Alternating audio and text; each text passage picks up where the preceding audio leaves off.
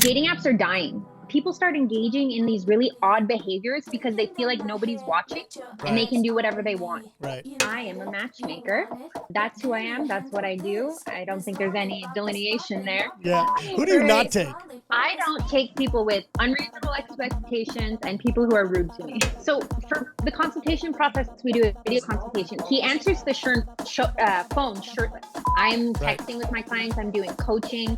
I've woken up at 4 in the morning. People have my personal number. I'm like, what happened? Why is the date dead? Hang on, let me take my retainer Shit. out. Let's At have a 4 chat. at 4 a.m. the date was probably pretty good. I got to tell you if they're calling you.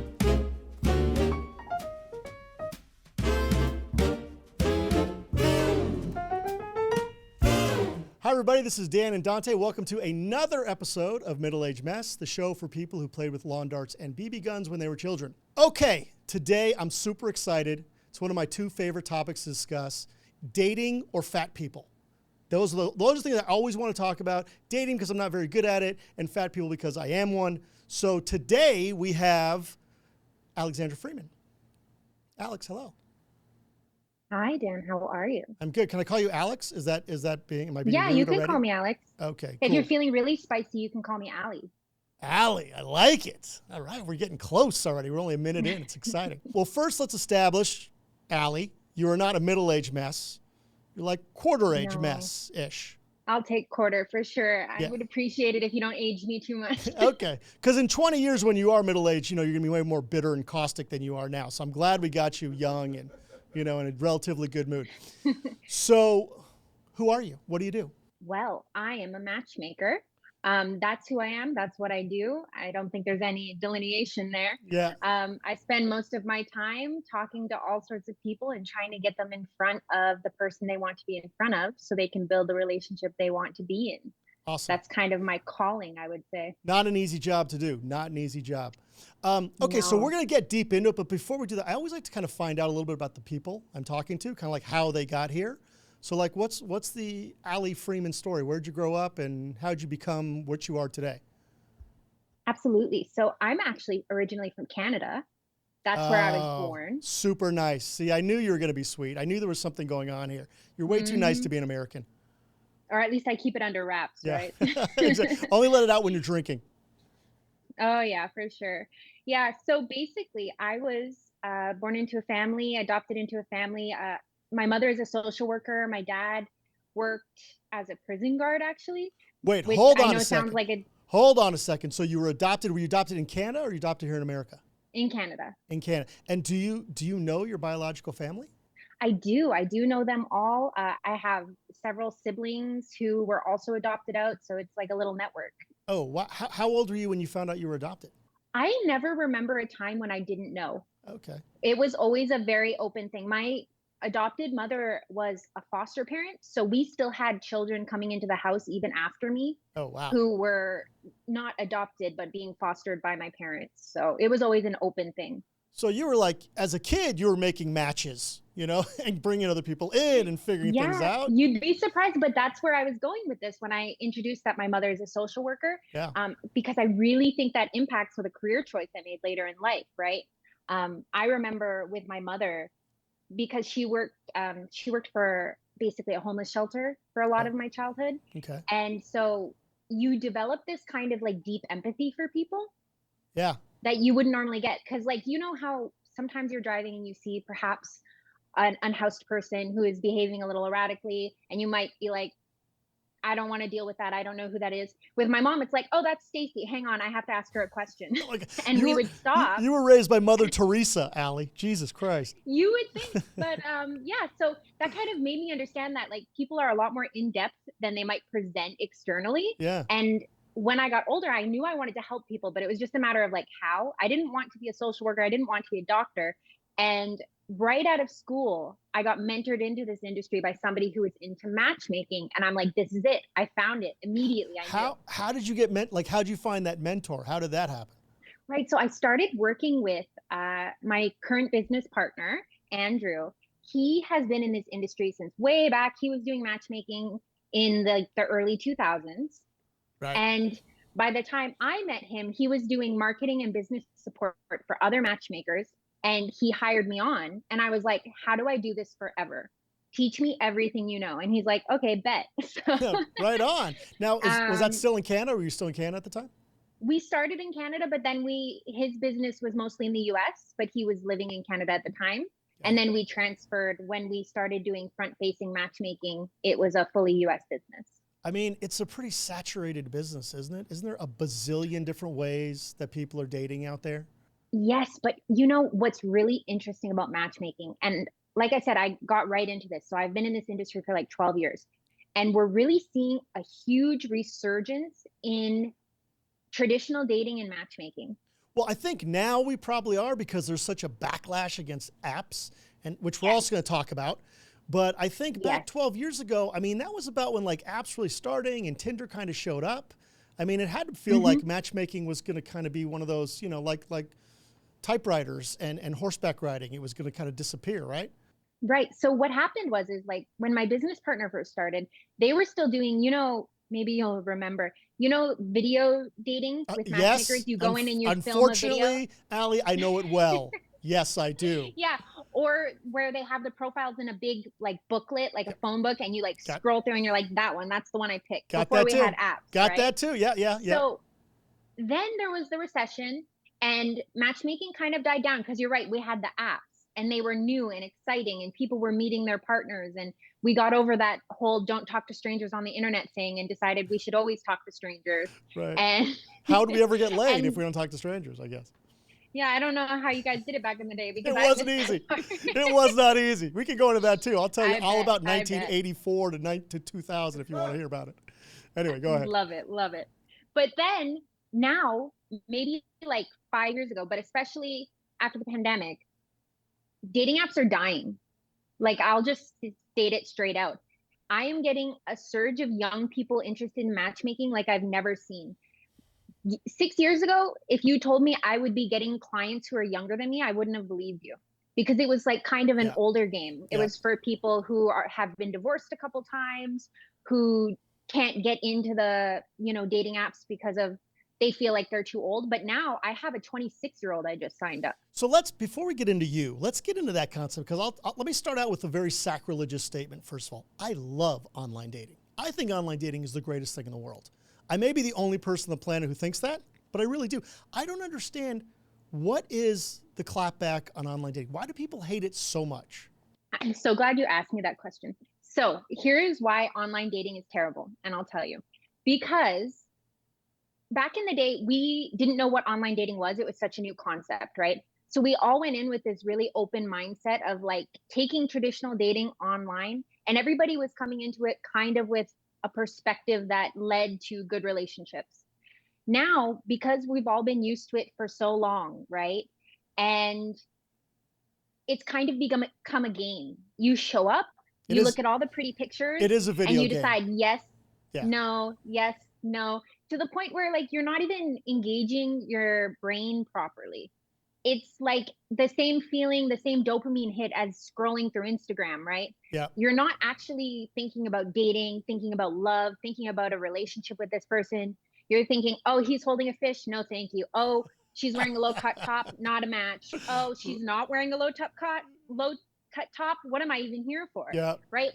You're not engaged with that process. That's not dating. And no, you're absolutely right. And it has become a video game. And that's the way I used to use it. I mean, it's just fun to just look at different faces and whatever. But I also think it has to do with like the overabundance of choices. Like people don't want 1,000 choices. They just really don't. They want 2 or 3. And you asked like how we used to do it. I could tell you back in like the 80s and the 90s and even the 2000s, early 2000s, like you had to go to a bar.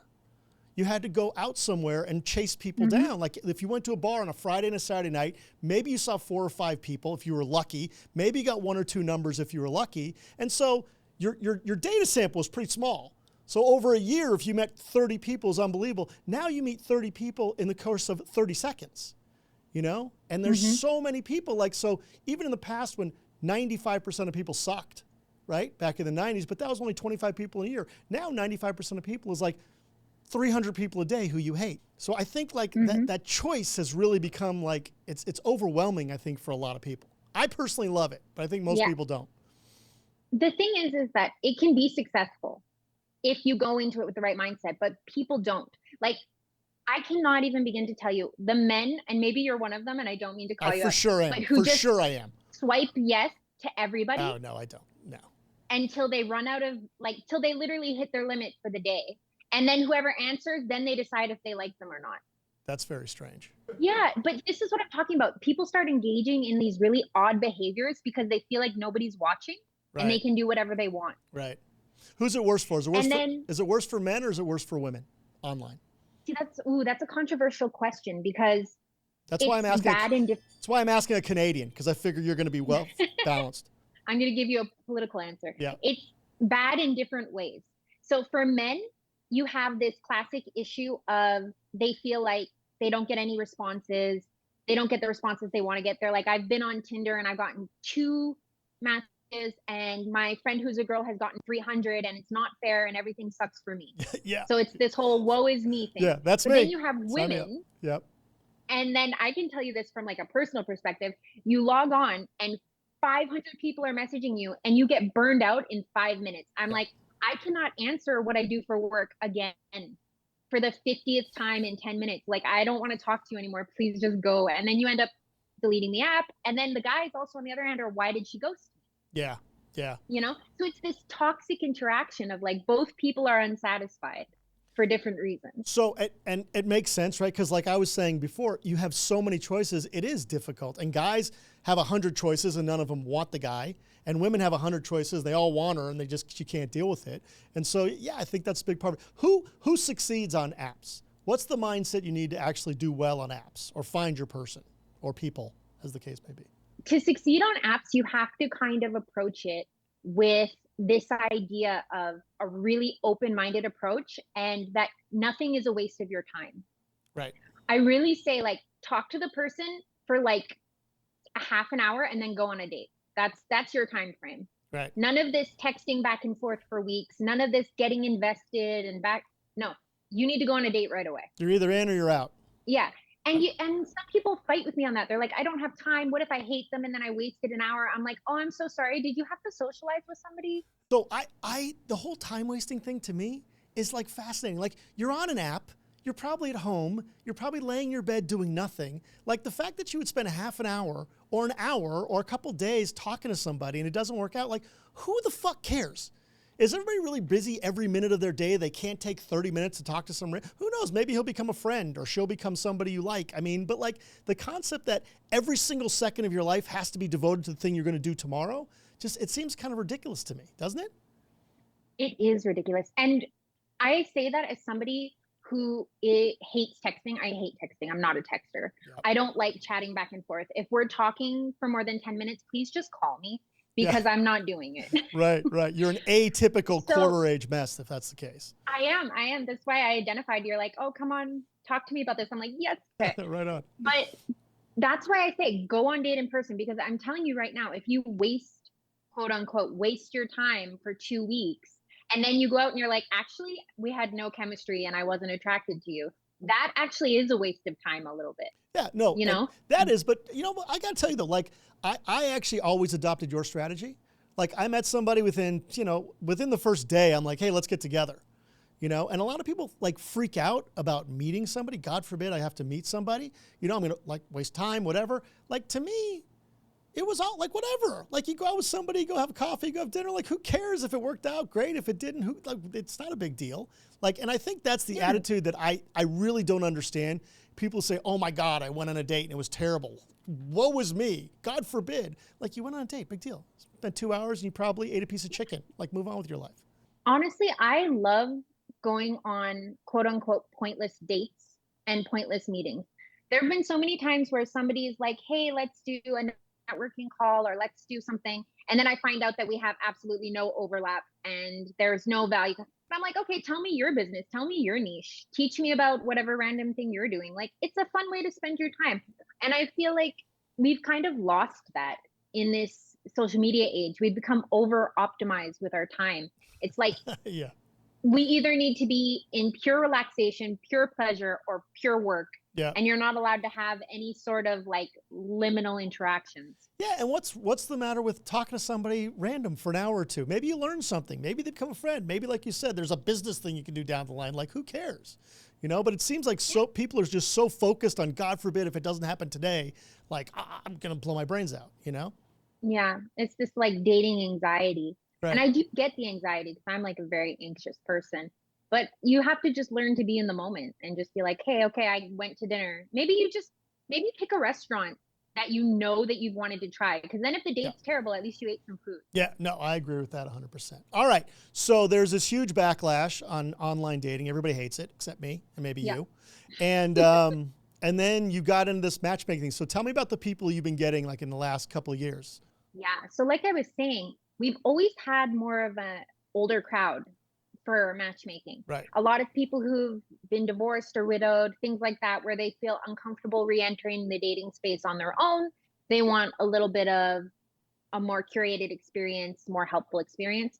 But then lately, we've been getting a lot of young people, and I could set my watch by the conversations I'm having where it's just like, I've been on the apps and they suck. Yep, yep. Like, I almost don't even want to ask the question, how are you currently meeting people? Which is one of my questions because I can mouth along with them. I've been on the dating apps and they suck. Right. I'm like, And, yeah, and I they're know. basically, I'm sure they're giving you the same reasons why we just talked about, right? I mean, too many people, too Yeah. many this, too much that, wasting my time, blah, blah, blah, blah, blah, blah. And there's this lack of like relationship focused, marriage focused dating, which is really having a comeback. We've kind of felt a loss to the casual dating atmosphere. Everybody's like, yeah, okay, it's fun and all, but I'd like to get married now. I'd like to have like a kid at some point. I'd like to do something. I mean, do young people want to get married and have kids these days? I mean, it seems like that. Yes. Is it coming back? Because I think it's crashed for the last couple of years, right?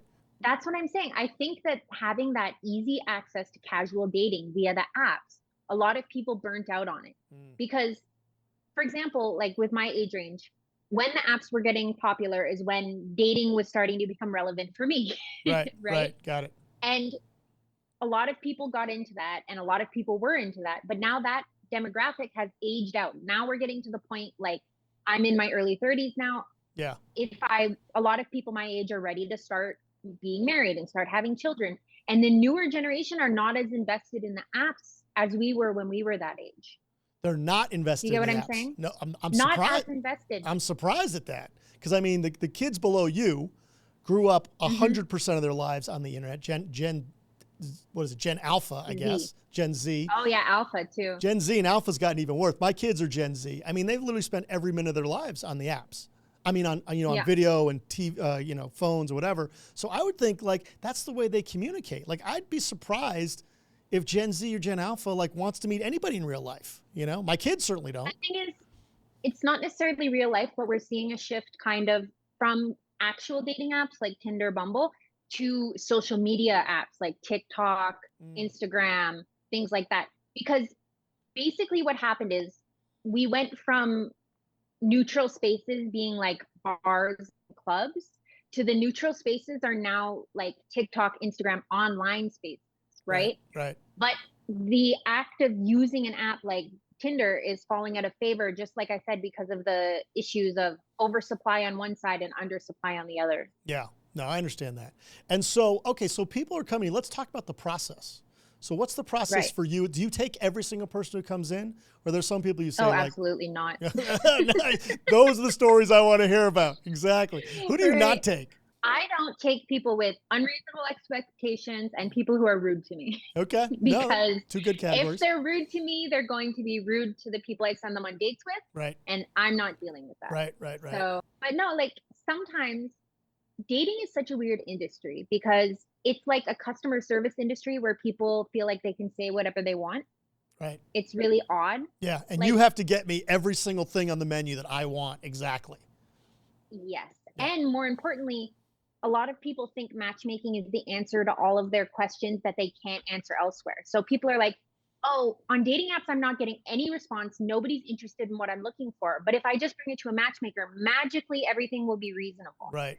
So like you wanted stories, so I'll give you. I love stories. Recently, I did a video consultation with a guy who was in his mid to late 50s who wanted children.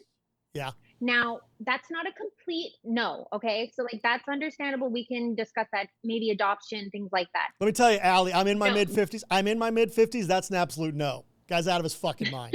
Okay? Please.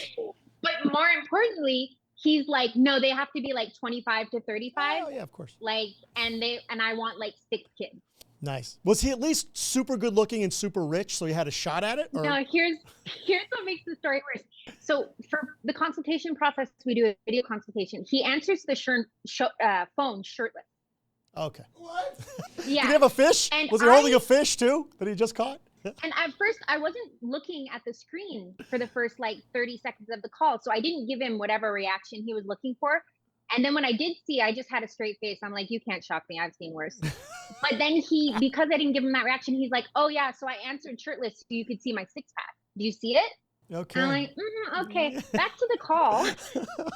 I have another meeting. I double booked. I got to go.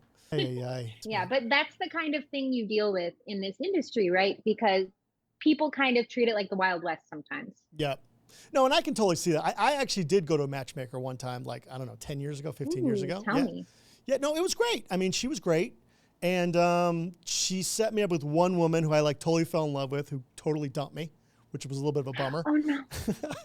Yeah, but there's a whole long story behind that. But regardless, no, but it was great. I thought it was great, because the women I went out with invariably were in the ballpark. You know what I mean? Like, were they, like you said, they're not perfect. I mean, there's always something that was off with them or me, but like they were all like, I could see myself with all of them. And it was great, and it definitely took a lot of the pain and suffering out of it. My problem is I love the fucking apps. Like, I love scrolling and I love going out with a whole bunch of people. And like, my problem with matchmaking was that like, it wasn't, I needed more action. She'd send me like one a week. I'm like, sister, you got to step it up here, So I Well, who are you working with? Because I'm like going to send you one a month, sir. You're a little greedy. Yeah. No, well, yeah, I am. That's why it didn't work for me. But that is, I think, something that people don't understand about matchmaking as well. It is very selective. And we have like this app mentality of like, I can find 100 people tonight, but you guys don't do that. You guys are like, hey, look, I got to find the right person. Well, let me tell you a little bit about the process. You can understand like why it takes so much time. So what I do is really curated, because basically once I find somebody, I don't do blind matchmaking, right? So they'll see a profile of the client, whoever I'm trying to match with them. Yeah. Then they have to say yes. Then we do like, it's not a full background check, but like a online check of any suspicious behavior. That's clear. Right. And then I interview them personally over video. I'm like, no, let's have a chat. Let's make sure you are who you say you are. Let me basically interview you for my client, make sure that you're like the right person. All of this stuff takes like an enormous investment of time. Yeah, it can take weeks if somebody's traveling, if somebody's doing that. But I really think it's important because unlike those apps, if somebody is sitting down for this whole process and going through it with me, they are ready for a relationship. They want to be going out with you. They're committed. And you're so much more likely to have a successful relationship than somebody who just decided they were bored on a Tuesday and you swiped at just the right time. Yeah, no, it's absolutely true. I mean, and you guys are generally speaking pretty expensive. I don't know what you charge or anything, but like matchmaking is no fucking around. You're writing a big check to most. Oh, absolutely. And it is definitely, a luxury service. Yeah. And there's a reason for that, because like I am constantly on call. I'm texting with my clients. I'm doing coaching. I've woken up at 4 a.m. People have my personal number. I'm like, what happened? Why is the date bad? Hang on. Let me take my retainer out. Let's at have 4 a chat. At 4 a.m. the date was probably pretty good. I got to tell you, if they're calling you. Yeah, but like, that's what you're really getting when you hire a matchmaker versus, muddling through on your own. Yeah, no, I like it. How do you find women? I assume men come to you a lot. Do you charge women or you just charge men? We take on male and female clients. We do tend to get more men. It is just more common. Right. They tend to be more willing to invest in the process because they feel like it's a good investment of their time and energy and money. But when we find women, so basically it's just like any sort of headhunting and recruiting job, actually. Yeah. So you do online advertising, offline advertising, singles events, all sorts of things. I have gone to places and literally tapped people on the shoulder like, hey, please take my card. You're gorgeous. I have clients. It's free. Let me send you on a date, right? That's the Hall of Fame request, man. I must love that. No, it's super fun. I've done this before. I take a big stack of business cards. I go to a yoga class. I'm like, hey, everybody, I'm here. Who wants to go in the database? That's awesome. Because whatever you can do to get interested parties, we'll do it. So what's your batting average? If you take in 10 clients, are you going to find 10 partners, or is it a little less than that? Ooh, see, that's a spicy question. How do you define success though, right? Right. Because I have clients who are like, I want to be married and pregnant in a year. And I'm like, okay, I'll do my best. Right. How Right. many have you And ever been able to do it? I have been able to do it, but at the same time, at the end of the day, I can only get you in front of the right people. I can't control your relationship and how people act on the date. Like I can get you a 10 out of 10 guy who, matches all of the requirements and you go out on a date. But then if he picks his nose at dinner, I don't have any control over that. Then he's me.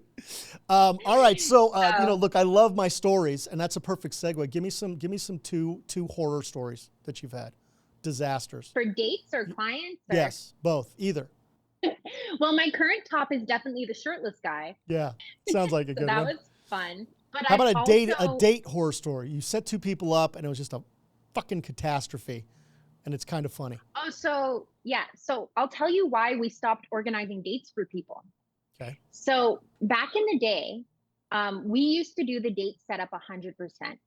So we will make the reservation, we'll call the restaurant, we'll get you guys set up. You just show up, Right. you know? We stopped doing that because somebody almost died. Oh my God. Oh, Jesus Christ. It's always the lawyers. It's always So the lawyers who screw everything up, Alexandra. Jesus. what happened was there was an undisclosed allergy, and Oh, we were unable to confirm that with the restaurant because we were not informed properly, which is fine. But at the end of the day, somebody had a really bad allergic reaction. She oh my ate God. something and there was some cross contamination with shellfish, and she had to go to the hospital, Oh, and wow. it was kind of a disaster. So we had to stop organizing dates for anybody whatsoever and just say, hey, we will give you each other's number and you guys Yeah, sort it out. wow, man. Litigation screws up everything, doesn't? Okay, give me another. Give me like a huge success story. Give me your biggest success story. Ooh, yes. Okay. So I actually had to refund somebody for a success story one time. So here's what happened. Basically, I took on a new client. She was adorable. She was great. I was so excited to work with her. How old was And she? I How old had was she? another matchmaker. How old was she? She was 37. Okay, so the clock was She, ticking. The alarm was about to start yeah, going off. she actually already had children. She wasn't interested in more, but she was like, I'm ready to live my life. Right. Right. And I'm like, hey, I was talking to another matchmaker that I network with, that I worked with in the past. I was like, hey, your new client, I think they'd be a good fit for each other. Let's send them on a date. Right. And when we both have clients, there's no referral fee or anything. So it was a good deal for both of us. Right. Anyway, they immediately decided they were going to be in a relationship and they wanted to cancel their service. First night. First date. Yeah, first date. It literally That's took like a awesome. week. And normally I don't offer refunds, but I felt like this was so easy. I'm like, yeah, just Shit, I think you take should it. have. I think you should have charged her double. Are you kidding me? I mean, 1 out of 1. I was just like, I was like, you know what? Normally, I would say like I wouldn't offer a refund, but this was just worked out so well. It was so easy. Sure, why not? No, that's awesome. Well, that brings up another question. Is like how long does it usually take? Like, what is a success story generally? Is it a month? Is it 3 dates? Is it 10 dates? Is it a year? Like, what do you find? So, like, generally, my memberships are not for any shorter than a year because that allows us to refine the process, right? A lot of the times, first or second date, people come back and tell me how much they hated it, Of but course. that's good. It's important because Right. that I'm like, okay, tell me what you hated, and then I can screen for that next time, Yeah. right? So usually around the middle is when we start seeing a lot of success. Like date 3, 4, 5 tend to be the most successful. Right. If they still haven't had any success at that point, that's when I start worrying that it's them and not me. Yeah. Exactly. Sure. That's mostly the case. Let's be honest. At the end of the day, though, this isn't like a numbers business. There's no firm answers for these questions because everybody is so different, Right. you know? And everybody has their own problems. And I know that's not a very satisfying answer, but it really depends on a case by case basis. No, and look, I mean, you're still doing this. It's a very abstract process. The concept of dating, the It is. concept of chemistry and connections. You can have two people who on paper look perfect and they just hate, like you said, the guy picks his nose or, whatever happens. I mean, the chemistry's blown out in the first date. I mean, what you guys are doing is inherently difficult and challenging. And if it wasn't, there'd be no need for you people in the first place, right? I mean, if people could just go out and find their person, there wouldn't be any matchmakers out there. Absolutely. Matchmaking is such an interesting niche because it's like customer service meets dating. And it's just like a new challenge every single time. Each client is its own unique little problem to solve. Right. Okay, where do you work? I mean, where can people call you from all over the country, all over the world, or is just one specific place? We operate in the US and Canada mostly. We do have like one or two international clients, but generally speaking, US and Canada. Got it. So you're not limited to like a specific geography, like Chicago or Miami. You're all over the place. No, we're all over the place. We tend to have clumps in the major metros, obviously, because it's a little harder if you're in the middle of nowhere. Right. But generally speaking, it's a nationwide service. Awesome. And where can people find you, Allie? Yeah, so introductionsinc.com is our main website. And then you can find me at Matchmaker Alexandra pretty much everywhere. Fantastic. Well, this is fun. I love talking about dating. This is my best topic every single time. You've been super fun Love and it. super interesting. And who knows? My girlfriend dumps me. I might be giving you a call. Yeah, hit me up. We'll see what we can do. Okay. Allie, thanks for coming on. It's been a lot of fun. And we'll see you next time on Middle Age Mess. Wonderful. Bye-bye.